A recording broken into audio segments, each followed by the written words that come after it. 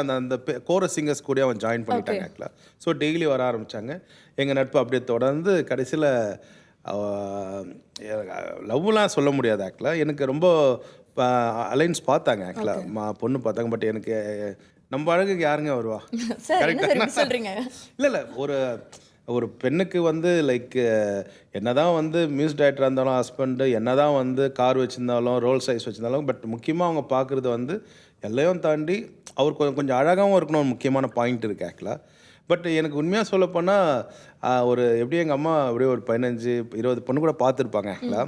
என்னன்னு தெரியல, ஏதோ ஒரு ரீசன்னால எனக்கு வந்து அது கரெக்டாக அவங்க வந்து கரெக்டாக ரிப்ளை பண்ணல ஆக்சுவலாக. அப்புறம் நான் சொன்னேன், அதெல்லாம் விட்டுருங்க, அவங்க பிடிக்கலன்னா ஏதோ ஒரு ரீசன் இருக்கும். ஏன்னா சொல்ல முடியும், அவங்க வேற யார் கூட லவ் பண்ணலாம் ஆக்சுவலாக, அதுவும் இருக்கலாம் ஆக்சுவலாக.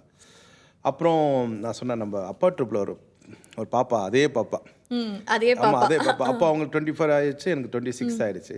அந்த பாப்பாவனா நம்ம கேட்கலாமாம்மான்னு சொன்னோன்னே அப்பாவும் சொன்னேன், அந்த குட்டி பாப்பா சின்ன வயசில் நம்ம ட்ரிப்பில் தான் பாடுது, நம்ம ஏன் கேட்கக்கூடாது, நான் ரொம்ப நல்லா பாப்பான்னு சொல்லிட்டு கேட்டால் ஒரு அரேஞ்ச் மேரேஜாக முடிஞ்சுது.